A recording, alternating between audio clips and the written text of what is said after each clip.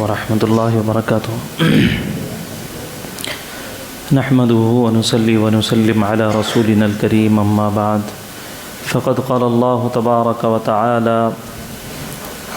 والجار ذي القربى والجار الجنب والصاحب بالجنب وقال نبينا صلى الله عليه وسلم والله لا يؤمن والله لا يؤمن والله لا يؤمن قيل من يا رسول الله قال الذي لا يأمن جاره بوائقه او كما قال نبينا صلی اللہ علیہ وسلم۔ بزرگان محترم، عزیزان گرامی، دین اور دینداری عبادت تک محدود نہیں ہے، یعنی دین صرف نماز، روزے، زکوٰۃ اور حج کا نام نہیں ہے، اور دیندار صرف اس کو نہیں کہتے جو نماز، روزہ، زکوٰۃ، حج ادا کر لے رہا ہو۔ جو یہ ادا کر رہے ہیں وہ بھی الحمدللہ ہیں، لیکن یہ کامل اور مکمل دین نہیں ہے۔ دین کا 1/4 ادا کرنے والے ہیں، چوتھائی اور ربع ادا کرنے والے ہیں، ورنہ 75% دین کا وہ تعلق معاملات سے ہے، معاشرت سے ہے، اخلاق سے ہے، لین دین سے ہے۔ اس میں بھی ایک مسلمان کو دیندار بننا ہے، اس میں بھی مسلمان کو دین کی رہنمائی حاصل کرنا ہے، اور اس سلسلے میں بھی دین کی جو ہدایات آئی ہیں، پیارے آقا صلی اللہ علیہ وسلم نے جیسے معاملات سکھائے ہیں، جیسے حسن معاشرت کی تربیت آپ نے دی ہے، جیسے بلند اخلاق حضرت صلی اللہ علیہ وسلم کے رہے، اور آپ نے اونچے اخلاق والا جیسے صحابہ کو بنایا ہے ویسا ہم سب کو بننا ہے۔ آپ صلی اللہ علیہ وسلم نے مثالی اور صالح معاشرہ اور سوسائٹی کیسی بنتی ہے، اس کے لیے آپ علیہ السلام نے یہ فرمایا کہ ایک مسلم معاشرہ، ایک مسلم کمیونٹی کا ان کی لیونگ اسٹائل اور ان کی معاشرتی زندگی کیسے ہو، تو آپ صلی اللہ علیہ وسلم نے ان کو رائٹس بتائے ہیں۔ آپ جہاں رہ رہے ہیں، جن کے بازو میں رہ رہے ہیں، جن کے ساتھ رہ رہے ہیں، بھلے لانگ ٹائم کے لیے ہو یا شارٹ ٹائم کے لیے آپ کسی کے ساتھ رہ رہے ہوں، وَصَاحِبُ بِالْجَنْبِ کی تفسیر یہ کی گئی ہے، وَالْجَارِ ذِي الْقُرْبَى وَالْجَارِ الْجُنُبِ وَالصَّاحِبِ بِالْجَنْبِ۔ آپ اللہ تعالیٰ نے قرآن مجید میں فرمایا احسان کرو، اللہ کے ساتھ شرک نہ کرو، اللہ کی عبادت کرو، والدین کے ساتھ احسان کرو۔ تو اسی میں یہ کہا گیا ہے کہ اپنے پڑوسیوں کے ساتھ بھی اچھے رہو، اپنے نیبرز کے ساتھ بھی ہمارا طور طریقہ اچھا رہے۔ یہ حضرت رسول اللہ صلی اللہ علیہ وسلم نے اور اللہ تبارک و تعالیٰ نے قرآن و حدیث کے اندر بیان کیا ہے۔ تو ایک مسلمان کو صرف نماز کی حد تک فرائض و واجبات سیکھ کر مطمئن نہیں ہو جانا ہے کہ مجھے اب نماز کے فرائض و واجبات، ارکان و مستحبات مجھے معلوم ہو گئے ہیں، اب میں اس کو ادا کر رہا ہوں لہٰذا میں دیندار ہوں، نہیں، بلکہ ہم جہاں رہ رہے ہیں ان کے ساتھ ہمارا رہن سہن کیسے ہے اس کو بھی صحیح ہے، آپ کی رہنمائی کیا ہے اس کو بھی معلوم کرنا۔ آپ صلی اللہ علیہ وسلم نے 3 چیزوں کے بارے میں فرمایا، خاص طور پر آپ نے فرمایا کہ اطلب الجار قبل الدار والرفیق قبل الطریق۔ کہیں جا رہے ہیں تو پہلے سفر میں کس کے ساتھ جانا ہے وہ صحیح ساتھی کو ڈھونڈ لیجئے، ورنہ سفر کی ایک تکلیف اور ساتھ رہنے والا ہم مزاج نہ ہو تو اس کی جانب سے آنے والی تکلیف۔ ایسے ہی یہ کہا گیا ہے کہ آپ کہیں رہ رہے ہیں تو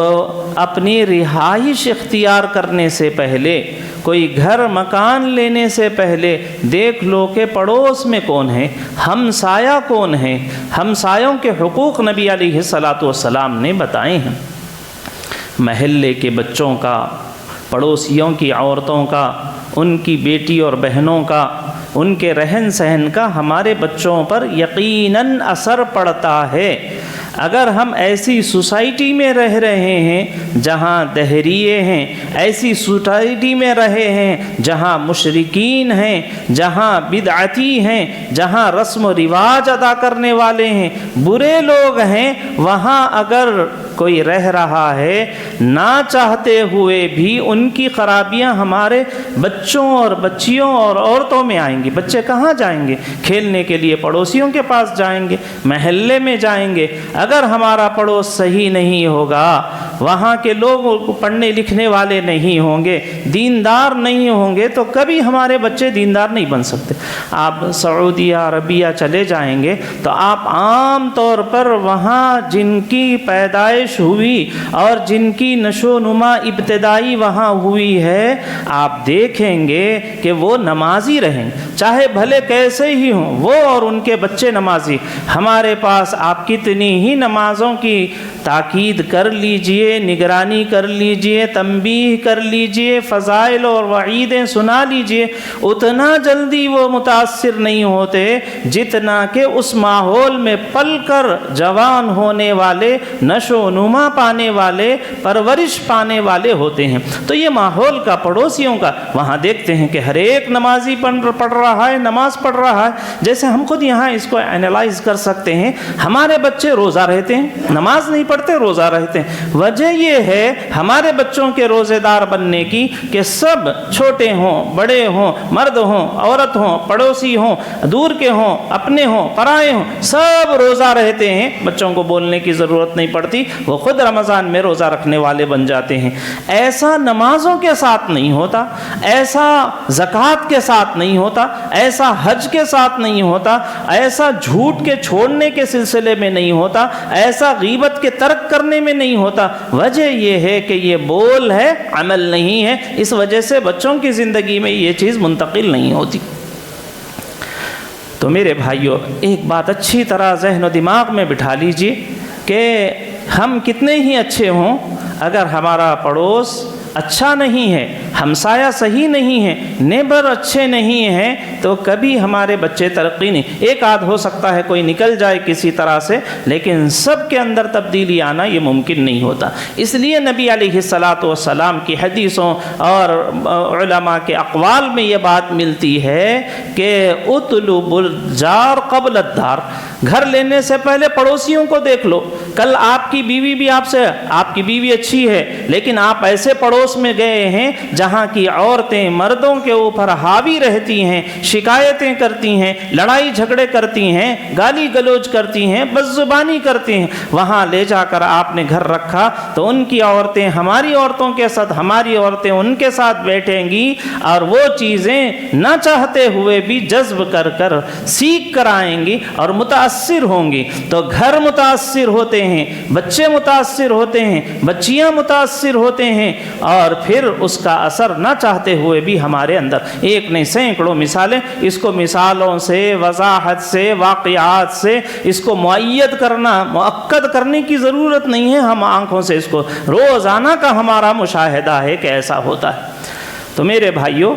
پڑوسیوں کے ہمارے اوپر اثرات اور ہمارے ان کے اوپر بھی اثرات پڑتے ہیں۔ تو اس لیے نبی علیہ الصلاۃ والسلام نے پڑوسیوں کے اچھے پڑوسی بننے کا آپ علیہ الصلاۃ والسلام نے حکم دیا ہے، تاکید کی ہے۔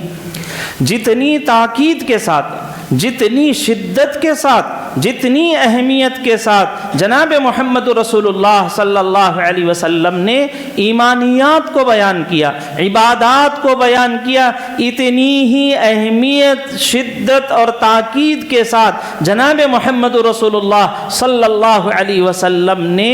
معاشرتی زندگی کو بھی بتایا ہے، حقوق ہمسایہ کو بھی بتایا ہے، نیبرز کے جو رائٹ ہیں وہ بھی نبی علیہ الصلاۃ والسلام نے، جیسے آپ نے فرمایا کہ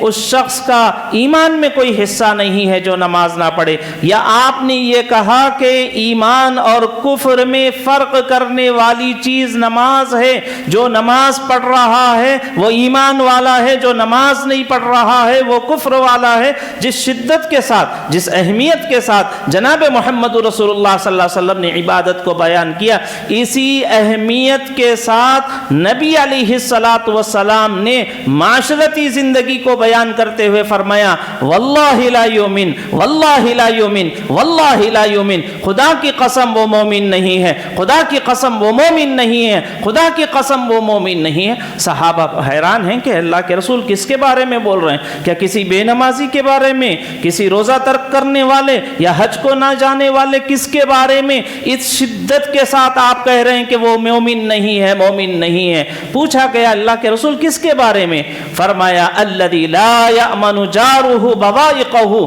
مومن، وہ مسلمان جس کے ستانے سے، جس کی تکلیفوں سے اس کے پڑوسی محفوظ نہیں ہیں، بھلے وہ نماز پڑھ رہا ہو، روزہ رکھ رہا ہو، اپنا حلیہ ٹھیک کر لیا ہو، اپنی داڑھی بڑھا لیا ہو، اور وہ علم والا ہی کیوں نہ ہو، اور وہ قرآن کو اپنے سینے میں رکھنے والا ہی کیوں نہ ہو، کتنی ہی بڑی تنظیم تحریک کا رکن کیوں نہ ہو، اور اس رکن کا وہ امیر اور ذمہ دار ہی کیوں نہ ہو، اگر آپ فرما رہے ہیں وہ مومن نہیں ہے، جس کا حسن سلوک یا جس کا رہن سہن اپنے پڑوسیوں کے ساتھ ٹھیک نہیں ہے، تو وہ مومن نہیں ہے۔ کس شدت کے ساتھ آپ نے فرمایا۔ ہم نماز کو سمجھ رہے ہیں کہ نماز چھوڑ دیں گے تو ایسا ہو جائے گا، روزہ چھوڑ دیں گے تو ایسا ہو جائے گا۔ آپ نے جس شدت کے ساتھ، جس اہمیت کے ساتھ آپ نماز کو بیان کر رہے ہیں، معاملات کو بھی، معاشرت کو بھی، اخلاق کو بھی حضرت صلی اللہ علیہ وسلم اتنی ہی اہمیت بلکہ اس سے زیادہ اہمیت دکھا رہے ہیں۔ ایک حدیث میں نبی صلی اللہ علیہ وسلم نے فرمایا جبرائیل علیہ السلام آئے اور کنٹینیوسلی مجھے ریکمینڈ کرتے رہے، ریممبر کرتے رہے، یاد دلاتے رہے۔ کیا یاد دلایا؟ تو آپ صلی اللہ علیہ وسلم نے فرمایا پڑوسیوں کے حقوق مجھے ریمائنڈ کرتے رہے، یاد دلاتے رہے کہ پڑوسیوں کے حقوق ہیں، پڑوسیوں کے حقوق ہیں۔ آپ فرماتے ہیں کہ جبرائیل ما زال جبرائیل یوصینی حتی ظننت انہ سیورثہ، حضرت جبرائیل علیہ السلام آ کر پڑوسیوں کے، ہمسایوں کے حقوق بیان کرتے رہے۔ اتنا بیان کیے کہ حضور فرماتے ہیں میں سمجھ رہا تھا کہ آپ یہ بھی کہہ دیں گے کہ تمہارا مال بچ جائے تو جیسے تمہارے مال میں تمہارے بچوں کا حق ہے، تمہارے بیویوں کا حق ہے، تمہارے ماں باپ کا جیسے تمہارے مال میں حق ہے، اللہ کے رسول یہ کہہ دیں گے کہ تمہارے پڑوسیوں کا بھی حق تمہارے مال میں ہے، وہ بھی تمہارے وارث ہوں گے۔ یہ اتنی تاکید حضرت جبرائیل علیہ السلام حضور کے پاس لے کر آ رہے ہیں۔ تو میرے بھائیوں، ہم کو کتنا اس اہم رکن کی طرف اور اس اہم عمل کی طرف توجہ دینا چاہیے، اس کو سوچنے کی ضرورت ہے۔ آج ہم لوگ بالکل اس سلسلے میں نظر انداز کیے ہوئے ہیں، کوتا بیہنی سے کام لے رہے ہیں، صرف نظر کر رہے ہیں، ہم جیسے چاہیں رہیں، اس طرح کا ہمارا اسٹائل بن گیا ہے، انداز بن گیا ہے کہ ہمارے بچے یا میری لائف بس یہیں تک ہم محدود ہو کر رہ گئے۔ حضرت محمد صلی اللہ علیہ وسلم نے ایک بالکل مثالی آئیڈیل سوسائٹی مدینہ المنورہ کے اندر آپ صلی اللہ علیہ وسلم نے قائم کی تھی، ہم سب کو لوٹ کر وہیں تک جانا ہے۔ تو میرے عزیز بھائیوں بزرگوں، اس بات کا خیال رکھیے کہ ایک مسلمان ایک اچھا پڑوسی بھی ہوتا ہے۔ ایک حدیث میں پوچھا گیا نبی علیہ السلام سے ما حق الجار لجار، یا رسول اللہ کیا حقوق ہوتے ہیں؟ اتنی تاکید کی گئی جبرائیل علیہ السلام کی جانب سے، تو کیا ہے وہ؟ آپ صلی اللہ علیہ وسلم نے ایک میں 6، ایک میں 8، ایک میں 10 اس طرح کے حقوق بیان کیے ہیں۔ بس اس کو معلوم کرنا، اس کو ادا کرنے کی فکر کرنا چاہیے۔ ایک حدیث میں فرمایا اگر ان استغاثاک، اگر تم سے وہ آ کر کوئی مدد طلب کرے فاغثہ، اس کی مدد کرو۔ اس سلسلے میں سوچو نہیں، کوئی پڑوسی آپ کا آیا کچھ بھی کسی طرح کی ہیلپ مانگ رہا ہے،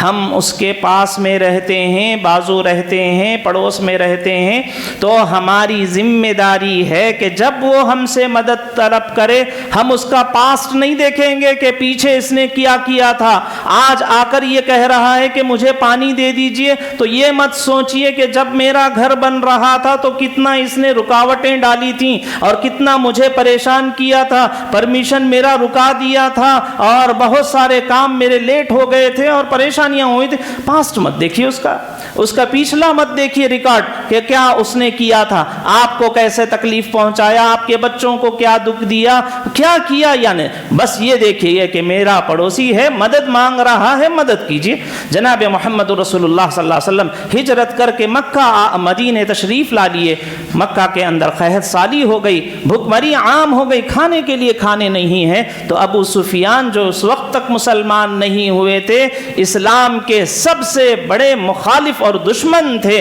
انہوں نے حضور صلی اللہ علیہ وسلم سے مدد طلب کی کہ ہماری کچھ ہیلپ کر دیجئے، کوئی ریلیف بھیج دیجئے۔ آپ علیہ السلام نے مدینہ المنورہ سے اس وقت میں 500 اشرفیاں سونے کے سکے، حالانکہ مدینہ المنورہ کا حال، خود نبی علیہ السلام کا حال یہ ہے کہ فاقے پہ فاقے آ رہے ہیں، کپڑے نہیں ہیں، گھر صحیح رہنے کے لیے نہیں ہیں، ضرورتیں شدید ہیں، اس کے باوجود آپ نے یہ دیکھا کہ میرا پڑوسی شہر، میرا پڑوسی محلہ، میرا پڑوس میں رہنے والے، آپ بھول گئے وہ چیزیں کہ ان لوگوں نے مجھے کتنی تکلیف دی تھی، کانٹے بچھائے تھے اور راستے روکے تھے، پتھر مارے تھے، گالیاں دی تھیں، میرے بچیوں کو، میرے صحابہ کو ستایا تھا، آپ نے کچھ نہیں، پاسٹ ان کا دیکھا ہی نہیں، ان کا کوئی ماضی دیکھا ہی نہیں، ان کا ریکارڈ نہیں چیک کیا کہ انہوں نے کتنا دیا تھا، کیسے کیا تھا۔ آپ نے یہ دیکھا کہ یہ ضرورت مند ہیں، محتاج ہیں، پریشان حال ہیں اور مجھ سے طلب کر رہے ہیں مدد، مجھے مدد کرنا چاہیے۔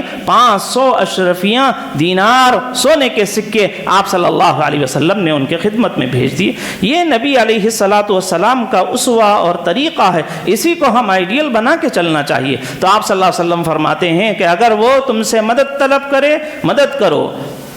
آپ نے فرمایا اگر وہ بیمار ہو جائے پڑوسی تو فوراً عیادت کے لیے جاؤ، ان کو دیکھو، خیر خیریت پوچھو اور ان کو تسلی دو۔ تو بیمار ہو جائے تو ہماری ذمہ داری ہے، پڑوسی کا یہ رائٹ ہے اور میری یہ رسپانسبلٹی ہے کہ میں پڑوسی جب بھی کسی بیماری کو جوجھ رہا ہے، سامنا کر رہا ہے، تو میری ذمہ داری ہے کہ میں جاؤں، اس سے خیر خیریت پوچھوں۔ کتنی آپ صلی اللہ علیہ وسلم نے فضیلت بیان کی ہے عیادت کرنے پر۔ آپ نے فرمایا اگر کوئی صبح کسی کی عیادت کے لیے جاتا ہے تو شام تک 70,000 فرشتے اس کے لیے مغفرت کی دعا کرتے ہیں جو عیادت کے لیے جا رہا ہے۔ آپ اندازہ لگائیے، ہمارے پاس لوگ آتے ہیں کہ دعا کر دیجئے، اس لیے کہ حافظ ہیں، قرآن پڑھتے رہتے ہیں، بچے قرآن پڑھ رہے ہیں، ان کے پاس جاتے ہیں کہ آپ لوگ قرآن پڑھنے والے ہیں، دعا کر دیجئے۔ اپنے شیخ کے پاس جاتے ہیں، استاذ کے پاس جاتے ہیں کہ آپ دعا کر دیجئے۔ ہم دعا کتنی کریں گے؟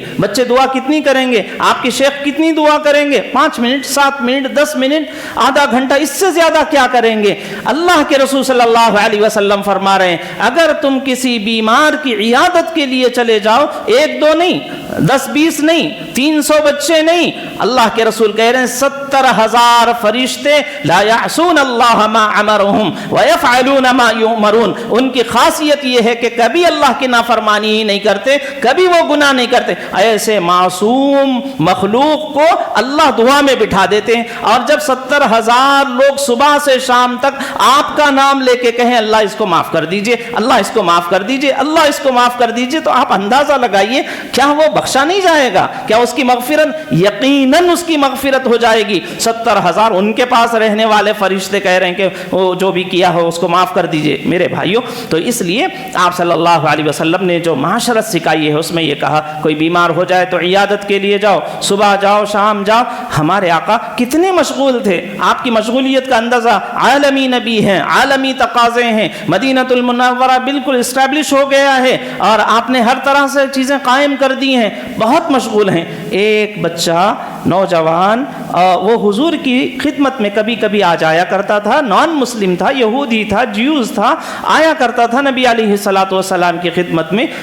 معلوم ہوا کہ وہ نہیں آ رہا ہے اس لیے کہ وہ سکھ ہے، بیمار ہو گیا ہے، تو آپ علیہ السلام خود وہاں پہنچے اور آپ نے اس یہودی بچے کی عیادت، آپ کی ایج اس وقت ایج گیپ بھی بہت ہو گیا ہے، ایک نہیں کہ ہم عمر ہیں، ایک ایج ہے تو لوگ جاتے ہیں، یہ ایج گیپ بھی ہے، آپ 50 سال کے ہو چکے ہیں اور بچہ 20 سال کی عمر سے زیادہ نہیں ہے، لیکن آپ کی خدمت میں آتا ہے، آپ کا پڑوسی ہے، تو آپ صلی اللہ علیہ وسلم اس کی خدمت میں پہنچے، عیادت کی اور اپنی اس عیادت کو دعوت بنایا اور ان کو دعوت دی، اور وہ آخری وقت میں آپ صلی اللہ علیہ وسلم کے کلمے کو قبول کیا اور کلمہ پڑھتے ہوئے دنیا سے رخصت ہو گیا۔ تو میرے بھائیوں، ہمارے آقا صلی اللہ علیہ وسلم دین جو پھیلا ہے پورے عالم کے اندر وہ نمازوں سے نہیں۔ ہماری نمازیں دیکھ کر کوئی ایمان میں نہیں آئے گا، ہمارے روزے یہ ہمارے حد تک محدود رہتے ہیں، ہماری زکوٰۃ ہمارے افراد میں جاتی ہے، ہمارا حج ہمارے مکہ میں ہوتا ہے۔ نان مسلمز کو، غیروں کو، دوسروں کو دین دعوت دینے کا طریقہ ہماری اچھی معاشرت ہے، ہمارے ٹھیک معاملات ہیں، ہمارے اخلاق کی عمدگی ہے کہ یہ دوسروں کے لیے دعوت کا ذریعہ بنتی ہے۔ تو ایک گڈ نیبر بننے کے لیے آپ صلی اللہ علیہ وسلم نے جو حقوق سکھائے ہیں، جو ذمہ داریاں آپ صلی اللہ علیہ وسلم نے بتائی ہیں، ان میں آپ نے فرمایا کہ اگر بیمار ہو جائے تو عیادت کو جاؤ، اگر اس کو کوئی پریشانی ہے، پریشانی میں مبتلا ہے، اس کو کوئی مصیبت آئی ہے، انسان ہے آتی رہتی ہے، کبھی خوشی کبھی غم، انسان کے ہاتھ میں کوئی چیز نہیں ہے، تو اگر کوئی تکلیف ہے تو فوراً پہنچ جاؤ۔ آپ صلی اللہ علیہ وسلم نے فرمایا کوئی بیمار ہے، تکلیف میں ہے، کوئی حادثہ اس کے ساتھ ہو گیا، آپ جا کے اس کی صرف تعزیت کرتے ہیں تو اس مصیبت پر اس کو جتنا اجر ملا ہے آپ کی تعزیت کی وجہ سے اس کو بھی برابر کا ثواب دیا جاتا ہے۔ پتہ چلا کہ چوری ہو گئی، آپ کو معلوم ہوا کہ پڑوسی کے پاس چوری ہو گئی تو فوراً پہنچ جائیں، اس کو چوری پر جتنا چوری ہونے پر جو اس نے صبر کیا ہے اس پر اس کو اجر ملے گا، تو جتنا اس کو اجر ملتا ہے صرف جا کر تعزیت کرنے والے، اس کا کوئی رشتہ دار ہے، اس کے دادا ہے، نانا ہے، کوئی انتقال ہو گیا ہے تو آپ جا کر تعزیت کر رہے ہیں، اس کے استاد ہیں، اس کے شیخ ہیں، کوئی بات ہو گئی مصیبت میں جا کے تعزیت کرنے کی عادت بنانا چاہیے۔ آپ صلی اللہ علیہ وسلم نے فرمایا حقوق میں سے ایک، اگر وہ انتقال ہو جائے اس کا تو اس کے جنازے کے پیچھے جاؤ، اس کی تجہیز میں، تکفین میں، تدفین میں اس کے شریک رہو۔ آپ صلی اللہ علیہ وسلم فرماتے ہیں جو اس طرح سے شریک رہتا ہے اس کو 2 قرات ثواب ملتا ہے۔ صحابہ نے پوچھا اللہ کے رسول صلی اللہ علیہ وسلم 2 قرات کیا ہیں؟ آپ نے فرمایا 2 احد کے پہاڑ کے برابر 2 قرات۔ احد پہاڑ یہ مدینے کا سب سے بڑا پہاڑ ہے، اس کو آپ ویٹ بھی نہیں کر سکتے، ایسا ہے 10 کلو کا، 20 کلو کا، 1 کنٹل کا، 100 کنٹل کا نہیں، اس کا اندازہ نہیں کر سکتے۔ مطلب یہ ہے کہ پڑوسی اگر انتقال کر جائے، آپ اپنی دکان کا شٹر ڈال کر، آپ اپنی ملازمت سے چھٹی لے کر، آپ ایک دن لیو لگا کر اس کی تجہیز میں، تکفین میں، تدفین میں رہیں گے، اللہ اتنا ثواب دیں گے آپ اس کو شمار اور اس کا وزن نہیں، ویٹ نہیں کر سکتے، اللہ اتنا اجر و ثواب دیں گے۔ اور آپ نے فرمایا پڑوسی کے ساتھ رہ رہے ہیں تو ان کے عیوب ہمارے پاس، ہم ساتھ رہتے ہیں، ہم انسان ہیں، ہم لوگوں کو اللہ نے ہمارے اندر خیر بھی رکھا ہے، ہمارے اندر شر بھی ہے، ہم فرشتے نہیں ہیں کہ ہمارے اندر کوئی خطا نہیں ہے، ایسا نہیں ہے، ہم سے بھی کچھ ہوتی ہیں، ہم سب انسان ہیں، سب سے کچھ کمیاں ہوتی ہیں۔ تو اگر آپ کسی کے نیبر ہیں تو نیبرز کا یہ رائٹ ہے کہ اگر ان کی کوئی کمی آپ کو نظر آ جائے تو اس پر پردہ ڈال دینا، اس کو چھپا لینا۔ ایسا نہیں کہ پیٹ میں درد شروع ہو گیا دیکھتے کہ معلوم ہے آپ کو کیا ہوا،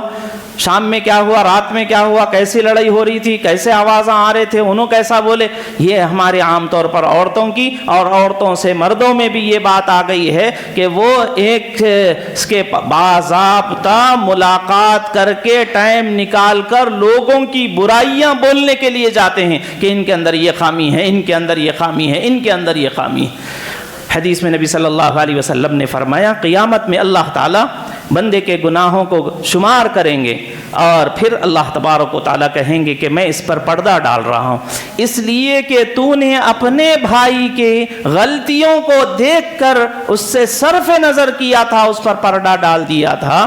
تو